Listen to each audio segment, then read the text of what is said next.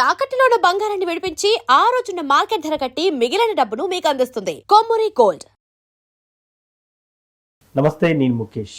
July 27వ తారీఖు నుండి December 11 వరకు శని వక్రగతి అయితే జరగబోతుంది.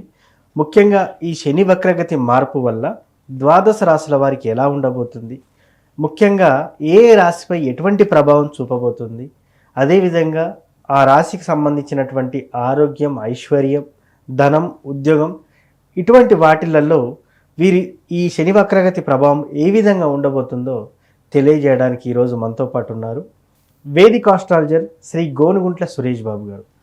సార్ నమస్కారం. సార్ ముఖేష్ గారు నమస్కారం అండి.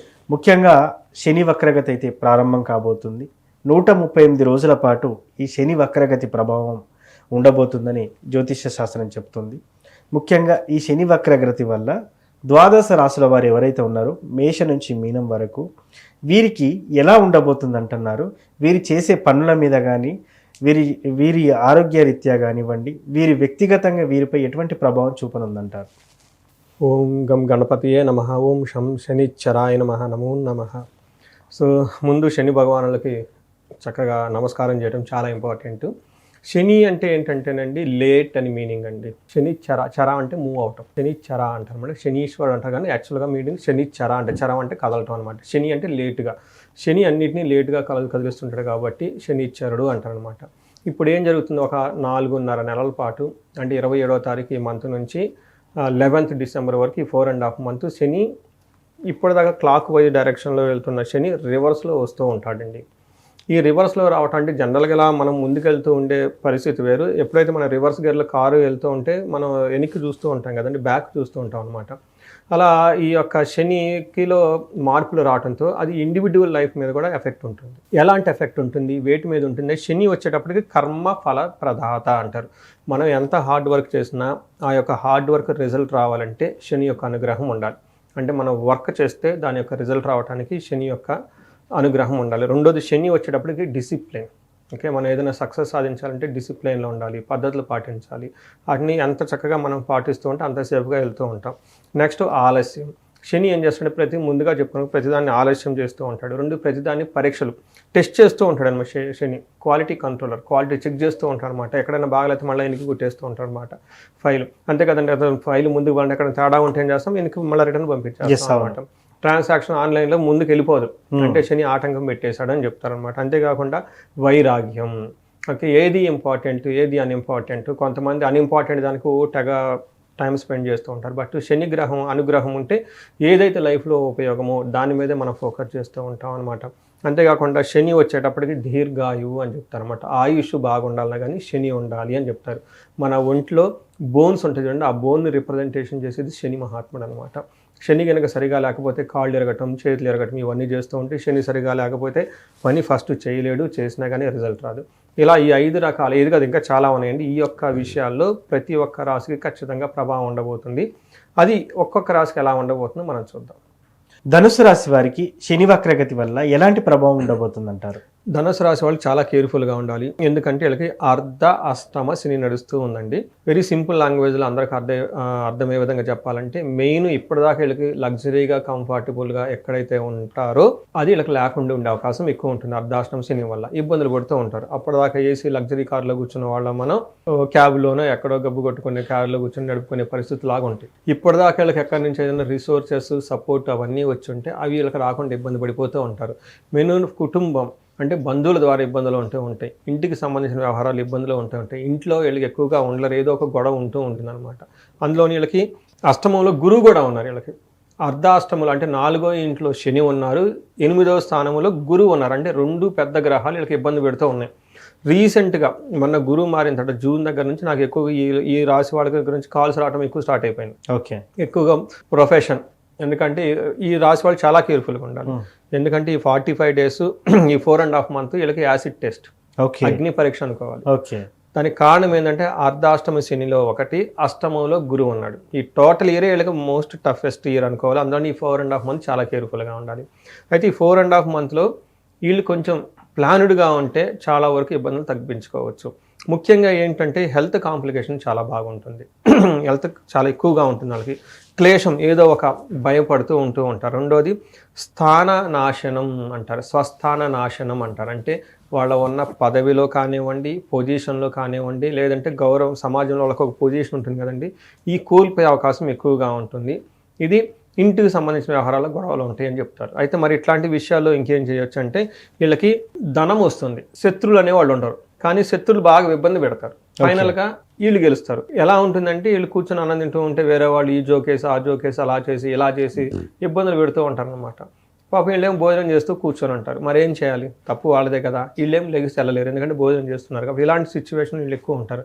వీళ్ళ మానాన్ని వీళ్ళు పనులు చేసుకుంటూ ఉంటే వేరే వాళ్ళంతా వచ్చేసి డిస్టర్బ్ చేస్తూ ఉంటారు. అది కుటుంబ సభ్యులు, బంధువులు కావచ్చండి, లేకుంటే ఆఫీస్లో ఉన్న కొలీగ్స్ కానివ్వండి, వృధాగా మాటలంటూ ఉంటారు. నిన్న మొన్నటిదాకా ఇంద్రుడు, చంద్రుడు, సూర్యుడు అన్నవాళ్ళు కాస్త అసలు వీళ్ళ గురించి సరిగ్గా వీళ్ళని చూసుకోకుండా పట్టించుకోకుండా ఆల్మోస్ట్ నువ్వు వేస్ట్ అన్న సిచ్యువేషన్ తీసుకొచ్చే అవకాశం ఎక్కువగా ఉంటుంది.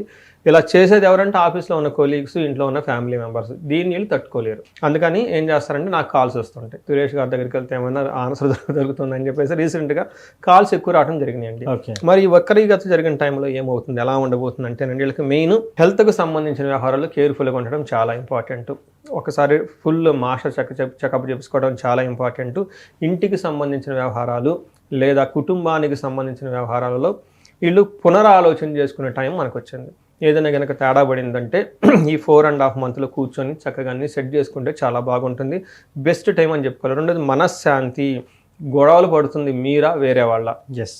రీసెంట్గా ఒక క్లయింట్ ఫోన్ చేశారు అండి, మా ఫ్రెండ్ నన్ను ముప్పు తిప్పలు పెట్టి 3 చెరువు నీళ్ళు తాగిస్తుంది, నా ఫ్రెండ్ అని చెప్పేసి అన్ని రాసి వాళ్ళే అన్నీ పంచుకున్నాను, ఇప్పుడు అవన్నీ నన్ను పట్టుకొని బ్లాక్ మెయిల్ చేస్తుంది, మా ఫ్రెండ్ ఏదో ఒక విధంగా మీరు ఏం మంత్రం చేస్తారో ఏం జపం చేస్తారో తెలియదు, నా కాళ్ళు పట్టుకొని సారీ చెప్పాలి, మీకు ఎంత డబ్బులు కావాలో చెప్పండి, ఎగ్దమ్ పర్ఫెక్ట్ ఆన్సర్ చెప్పండి నాకు చెప్పేసింది అనమాట. అంటే ఇలా ఎవరైనా గనక సంఘటనలు జరిగి ఉంటే ఈ 4.5 months అవన్నీ సెటిల్ చేసుకునే అవకాశం టైం బెస్ట్ టైం అన్నమాట. ఫ్రెండ్ 3 years 4 years అయిపోయింది, ఇప్పుడు ఏదో ప్రాబ్లం అయిపోయింది కాబట్టి ఈ టైంలో మళ్ళీ ఒకసారి కూర్చొని ఆలోచించుకొని ఇలాంటి ప్రాబ్లమ్స్ ఏమైనా ఉంటే వాటిని సర్ది చేసుకోవడానికి చాలా బాగుంటుంది. తర్వాత విశ్రాంతి, ఆరోగ్యం, సంరక్షణ, శారీరకంగా ఎక్కడైనా కానీ హెల్త్ కాంప్లికేషన్ సరిగా లేకపోతే సరిగా చూసుకునే అవకాశం ఎక్కువగా ఉంటుంది. ఒక్కసారి అంతా రివ్యూ చేసుకునే విషయాల్లో ఇప్పుడు దాకా మనం ఏవైతే విషయాలు చెప్పుకున్నామో ఆ విషయాల్లో కొంచెం ఆగి దూకుడుగా వెళ్లకుండా, మరి ఇందాక వాళ్ళు చెప్పిన విధంగా అట్లా ఛాలెంజింగ్ చేయకుండా మా ఫ్రెండ్ నా దగ్గర రావాలి, కాళ్ళు పట్టుకోవాలి, అలాంటి టైం వేస్ట్ చేసుకునే పనులు కాకుండా సామరస్యంగా ఎలా అయితే ముందుకెళ్తామో ఆలోచించుకొని చేసుకుంటే బాగుంటుందండి. శని వక్రగతి వల్ల ద్వాదశ రాశుల వారు అంటే మేష నుంచి మీనం వారికి ఎవరైతే ఉన్నారో వీరు ఈ 138 రోజుల్లో ఎవరికి కలిసి రావట్లేదు అని అనుకునేవారు ఏ పరిహారం చేస్తే, ఏ మంత్రం చదివితే వీరికి బాగా కలిసి వచ్చే అవకాశం ఉందంటారు? ఇక్కడ పరిహారాలు ఎలా చేసుకోవాలంటేనండి, మనం చిన్న రాయి తగిలింది, చిన్న రాయి, మనం ఏం చెయ్యం, ఓకే వెళ్ళిపోతాం అంటే చిన్న ప్రాబ్లమ్స్ వచ్చినప్పుడు టేక్ ఇట్ ఈజీ. కొన్నిసార్లు పెద్ద రాయి తగిలింది, ఏమవుతుంది, బ్లీడ్ అవుతుంది, ఇమ్మీడియట్గా మనం పసుపు మన ఇంట్లో హోమ్ రెమెడీస్ చేసుకుంటాం అనమాట. ఇంకొన్నిసార్లు ఇంకా పెద్దది తగులుతుంది, అప్పుడు ఏం చేస్తాం, బ్రాండెడ్ ఏదో వేసేసుకొని ఒక 2-3 days వెళ్ళిపోతాం. ఇంకా పెద్దది తగిలితే కట్టేసుకోవాలి కదా, రెస్ట్ తీసుకోవాలి. అప్పుడు ప్రొఫెషనల్స్ హెల్ప్ అవసరం అవుతుంది, మనం చేసుకోవడానికి కుదరదు. డాక్టర్స్ వెళ్ళాలి, వాళ్ళు ఎక్స్రేలు తీసుకోవాలి, సమస్య తీవ్రతను చూస్తూ ఉంటారు అనమాట. ఇది ఎందుకు చెప్పానంటేనండి, సమస్య తీవ్రత చాలా సీరియస్గా ఉన్నప్పుడు ప్రొఫెషనల్స్ హ్యాండిల్ చేయాలి. అందుకని నేను రెమెడీస్ 2 రకాలుగా చెప్తా. ఒకటి, ఇంట్లో మీ వంతా మీరు చేసుకునేకి చిన్న ప్రాబ్లమ్స్ ఉంటే పోతుంది. బట్ చాలా సీరియస్గా ప్రాబ్లమ్స్ ఉంటాయి, జాబులు పోతుంటాయి, తర్వాత ఉద్యోగంలో లాస్లు వచ్చేస్తాయి. అప్పటిదాకా బాగున్న వాళ్ళు పర్టికులర్గా నేను ప్రతిసారి చెప్తూ ఉంటానండి, వాళ్ళ ఏజ్ 40 ± ఓకే 45 ± 5 years ఉంటే 40 to 50 మధ్యలో ఉండి కెరియర్లో బ్రేక్ వచ్చింది మాకు, అప్పటిదాకా ఫ్యామిలీ ఓకే ఒక 10-15 years కెరియర్ ఉండి ఈ కెరియర్లో ఈ టైంలో వీళ్ళకి సడన్గా బ్రేక్ ఎందుకు వస్తుంది? వెరీ కామన్ సెన్స్ అండి. మన సైన్స్ ప్రకారం ఎక్స్పీరియన్స్ ఉంది, ఓకే అవకాశాలు ఎక్కువ ఉంది, మనం ఎంగేజ్లో ఉన్నాము, బట్ ఈ టైంలో సడన్గా ఎందుకు వచ్చిందని ఆలోచించుకోవాలి. అదేంటంటే సమస్య వీళ్ళ లెవెల్లో లేదండి, ద బియాండ్ ఉంటుంది వీళ్ళకి సంబంధించి. వాటి మన జ్యోతిష శాస్త్రం చాలా క్లీన్గా చెప్తారు. జనరల్గా మోడర్న్ సైన్స్లో ఏమంటారు, మిడ్ లైఫ్ క్రైసిస్ అని చెప్పేసి వదిలేస్తారు, దానికి ఇంక సొల్యూషన్ లేదు, హార్మోనల్ చేంజెస్ అంటారు, అదంటారు, ఇదంటారు, రకరకాలు చెప్తూ ఉంటారు. బట్ యాక్చువల్గా జ్యోతిష శాస్త్రంలో చాలా చెప్తుంటుంది ఏంటంటే ఈ టైంలో వాళ్ళకి శాపాలను ఉంటాయి, లేదా గ్రహ దోషాలను ఉంటాయి, ఇవి ఉంటే ఈ టైంలో యాక్టివేట్ అవుతాయి. ఇన్ కేస్ అవి ఉండి ఇప్పుడు దాకా మనం చెప్పుకున్న దానికి టాప్అప్గా శని బాధలు ఉంటే సమస్య తీవ్రత చాలా ఎక్కువగా ఉంటుంది. రెండోది, ఇప్పుడు ఏలినాటి శని దశలు నడుస్తూ ఉంది. ఎవరెవరికండి? కుంభ, మీన, మేష. తర్వాత అష్టమ శని నడుస్తుంది సింహరాశికి. అర్ధాష్టమ శని ధనుసు రాశి వాళ్ళకి నడుస్తుంది. ఈ 5 రాశుల వాళ్ళకి శని బాధలు ఎక్కువగా ఉన్నాయి. వీళ్ళు తీవ్రత చాలా ఎక్కువగా ఉంటుంది. అందులో ఈ గ్రహ దోషాలు ఉండి, ఏదైనా శాపాలు అవి ఉండి, వాటికి ఈ 5 రాశుల వాళ్ళకి కలిసి ఉంటే ఇంకా పీక్ లెవెల్లో ఉంటుంది.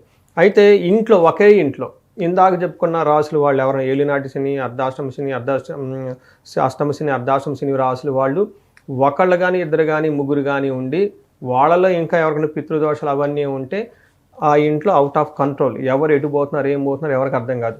లెగిస్తే గొడవలు, అసలు పరిస్థితి వాళ్ళ కంట్రోల్లో ఉండదు. ఇంట్లో మనుషులు ఎవరు కుదురుగా ఉంటారు. దీన్ని హ్యాండిల్ చేయాల్సిన పరిస్థితి డిఫరెంట్గా ఉంటుంది. నేనేం చెప్తానంటే పరిహారాలు 2 రకాలు చెప్తాను. ఒకటి, నార్మల్గా ఉన్న వాళ్ళకి ఏంటంటే ఇంట్లోనే చేసుకునేది ఏంటంటే శని పిప్పలాద స్తోత్రం అని ఉంటుంది. దీన్ని ఉదయం సాయంత్రం చదవటం చాలా ఇంపార్టెంట్. హనుమాన్ చాలీసా ఉదయం ఒక్కసారి చదవటం ఇంపార్టెంట్. వీటితో పాటు లేదంటే హనుమాన్ కార్యసిద్ధి మంత్రం చదువుకున్నా కానీ ఎనీ వన్. నెక్స్ట్ శనివారం వీళ్ళు చక్కగా నవగ్రహాల దగ్గరికి వెళ్ళేసి శనికి నువ్వులతో తైలాభిషేకం చేసుకుంటే సరిపోతుంది. ఇది మనకి హోమ్ రెమెడీస్ లాగా చేసుకోవాలి. అయితే ఇంకొన్ని రెమెడీస్ ఏంటంటే కొంచెం మనం స్ట్రెచ్ బయటకు వెళ్ళిపోయి వేరే వాళ్ళకి సేవ చేయటం, గుళ్ళల్లో సేవ చేయటం, హెల్ప్ చేయటం, పూర్ పీపుల్కి ఇలా సేవ చేస్తే ఇంకా బాగుంటుంది. ఇది కూడా మన లెవెల్లో మనం డబ్బులు ఖర్చు పెట్టుకునేది కాకుండా చేసుకోవచ్చు. ఇంకా డబ్బులు ఖర్చు పెట్టుకోకుండా చేసేది ఏంటంటే ఉదయాన్నే యోగా చేయటం, మెడిటేషన్ చేయటం, ఈ తర్వాత కొంచెం ఎక్సర్సైజులు చేయటం. ఇవన్నీ మనకు చాలా కష్టమైన పనులు అనమాట కదా, చాలా కష్టమైనవి. బట్ అలాంటి చేయలేం, బట్ అలాంటి చేస్తూ ఉండాలి. శనికి ఎక్సర్సైజులు ఇవన్నీ చేస్తే కలిసి వస్తుంది. ఇది కొంచెం టఫ్ అయింది. ఇంకా టఫ్ అయిన ఉంటుంది. ఇందాక మనం చెప్పుకున్నట్టుగా చాలా సీరియస్గా ఉన్న వాళ్ళు ఇవి పరిస్థితి వాళ్ళు హ్యాండిల్ చేయలేరు కాబట్టి ప్రొఫెషనల్స్ రావాలి. అప్పుడు ఏంటంటే అండి, శనికి సంపూర్ణ శాంతి పూజలు అని చేయాలంటే శనికి జపాలు, దానాలు, హోమాలు, తర్పణం అని చెప్పేసి ఇది బ్రాహ్మణుల దగ్గరికి వెళ్ళేసి ఆ మంత్రసిద్ధి ఉన్న వాళ్ళ దగ్గరికి వెళ్ళిపోయేసి వాళ్ళ దగ్గర ఈ పూజలు చేయించుకుంటే శని అనేవాళ్ళు శాంతి పడతారు.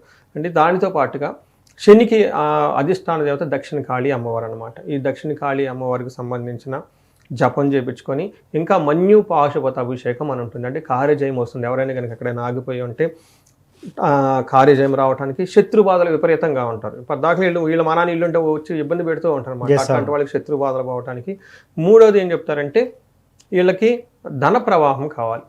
అందుకని చెప్పేసి మన్యు పాశుపత అభిషేకము, శనికి సంపూర్ణమైన శాంతి పూజలు చేయించుకుంటూ ఉంటే చక్కగా ఈ ప్రాబ్లమ్స్ నుంచి చాలా వరకు తగ్గిపోతాయి అని చెప్తారు. అంటే పోతాయి అని చెప్పేసి అనకూడదు.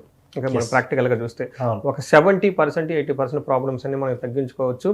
ఈ పూజల యొక్క ప్రభావంతో వాళ్ళకి లైఫ్ అనేది ఖచ్చితంగా నెక్స్ట్ లెవెల్కి అయితే వెళ్ళిపోతారనమాట.